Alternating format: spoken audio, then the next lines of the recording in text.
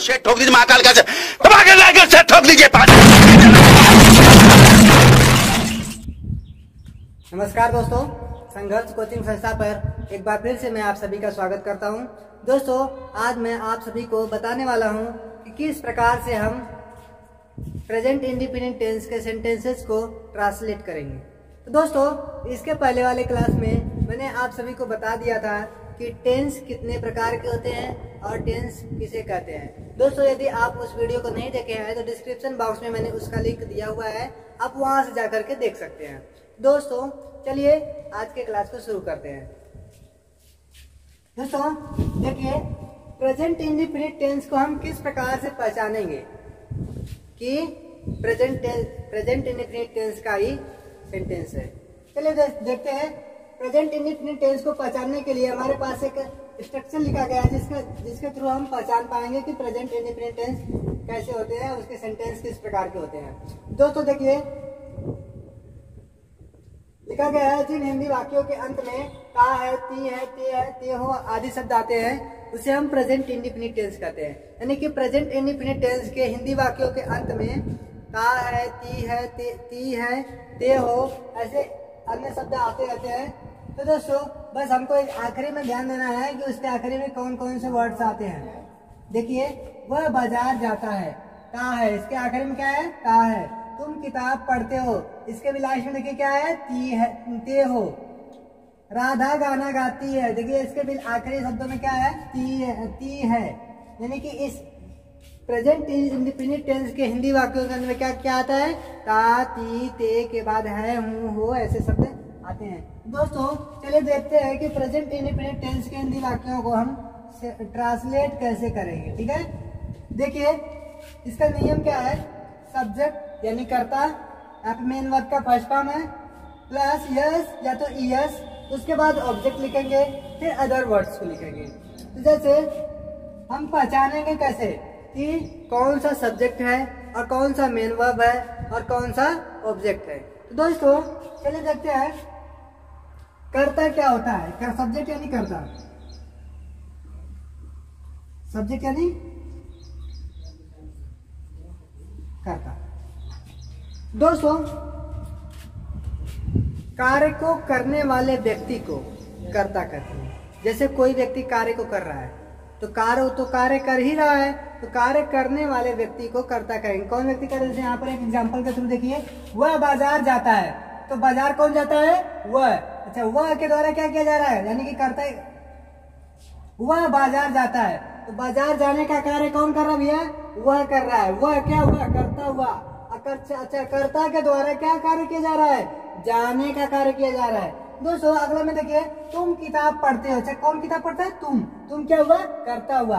यानी कि कर्ता के द्वारा जो कार्य किया जाएगा उसको क्या कहेंगे, क्रिया कहेंगे। अच्छा, कर्ता के द्वारा क्या कार्य किया जा रहा है, पढ़ने का कार्य किया जा रहा है। यानी कि कर्ता की जो क्रिया है वह पढ़ना है। समझ में आया। दोस्तों, कर्म को कैसे पहचानेंगे। देखिए जैसे इसमें लिखा गया है वह बाजार जाता है। मैं अगर पूछ दूं कि वह कहाँ जाता है तो आंसर क्या होगा, बाजार जाता है। तुम किताब पढ़ते हो, अगर पूछ दो तुम क्या पढ़ते हो तो बोला किताब पढ़ता हूँ, ये क्या हुआ, कर्म हो गया।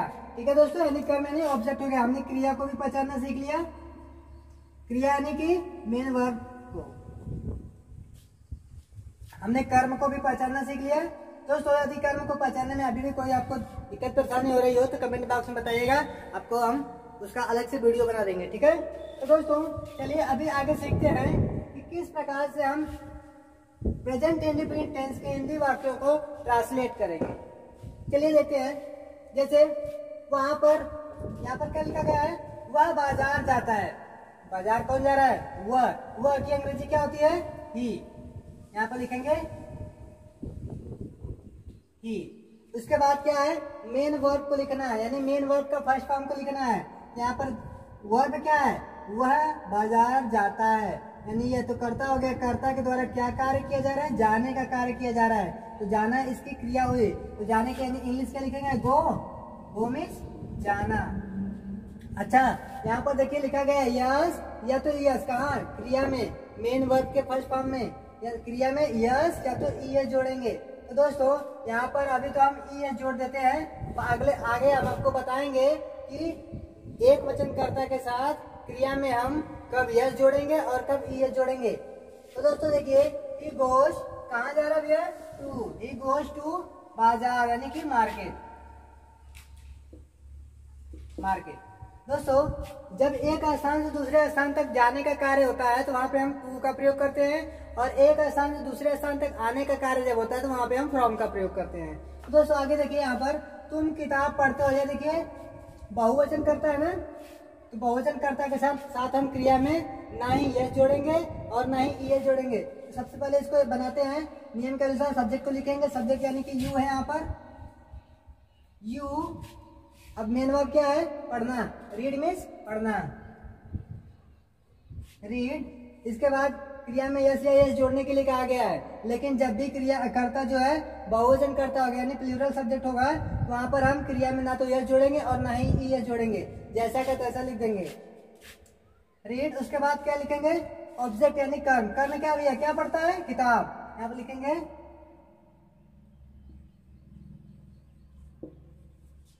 ठीक है, यहाँ देखिए राधा गाना गाती है, गाना कौन गाती है, राधा। तो राधा क्या हुआ, सब्जेक्ट, सब्जेक्ट को लिखेंगे राधा। उसके बाद मेन वर्ब को लिखेंगे गाना, गाना, राधा के द्वारा गाना गाने का कार्य किया जा रहा है, सिंग मीन्स गाना। अच्छा, क्या गाती है राधा, गाना गाती है, गाना क्या जाएगा, सॉन्ग, राधा सिंह सॉन्ग। तो दोस्तों देखिए यहाँ पर क्या कहा गया, मेन वर्ब में हमें या तो यस जोड़ना है या तो ई एस जोड़ना है, तो यहाँ पे एक वचन करता है, यहाँ पे क्रिया में हम यस जोड़ देंगे। ठीक है, अब दोस्तों चलिए आगे देखते हैं कि हमारे पास कौन से एक वचन करता है और कौन से बहुवचन करता है, और एक वचन कर्ता के साथ हम क्रिया में कब यस जोड़ेंगे और कब ई एस जोड़ेंगे। चलिए देखते हैं आगे। चलिए दोस्तों देखते हैं हमारे एक वचन कर्ता क्या है, सिंगुलर नंबर क्या है।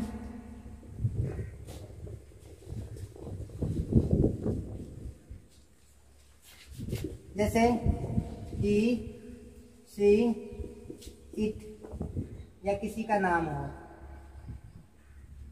यदि आपको सब्जेक्ट को पहचानने में कोई दिक्कत हो रही हो तो आपको इससे और मदद मिल जाएगी कि सब्जेक्ट को कैसे पहचानेंगे। अधिकतम सब्जेक्ट यही होते हैं एक वचन कर्ता में। तो दोस्तों प्लूरल सब्जेक्ट क्या होते हैं, प्लूरल नंबर वैसे कहा जाता है। सब्जेक्ट हम आपको समझने के लिए बता रहे हैं।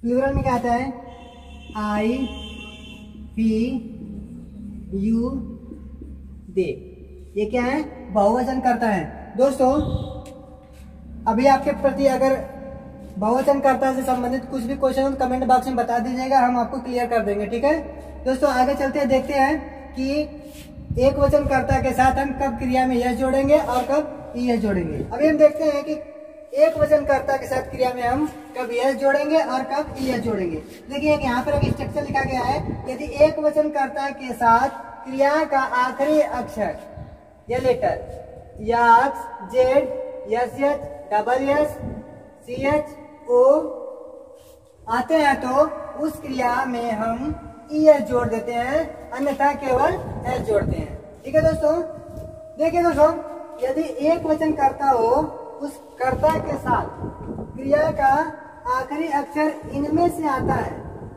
तो हम उस एक वचन कर्ता के साथ क्रिया में ई एस जोड़ देंगे। अगर इनमें से नहीं आता है, अगर एक वचन है और इनमें से आखिरी अक्षर नहीं आता है तो उसमें हम सिर्फ एस जोड़ेंगे। ठीक है दोस्तों, चलिए देखते हैं कुछ उदाहरण। तो दोस्तों देखिए आपके सामने कुछ और उदाहरण दे रहा हूँ। देखिए यहाँ पर जैसे कैच है, इसका आखिरी वर्ड देखिए क्या है, सी एच। तो इसको जब भी हम एक वचन कर्ता एक साथ लिखेंगे इसमें हम ई एस जोड़ देंगे। क्या हो जाएगा, जब ई एस जोड़ देंगे तो ई एस जब जोड़ेंगे तो कैचेस हो जाए। ठीक है, और जब देखिए गो में जाना, इसका आखिरी लेटर क्या है, ओ है, इनमें से है तो लिखेंगे ओ को लिखेंगे, गो में ई एस जोड़ेंगे, गोज। ठीक है, यहाँ पर देखिए मिस याद करना, इसको जब बनाएंगे एक वचन कर्ता के साथ तो हम इसमें ई एस जोड़ देंगे, मिसेस। पनिश देखिए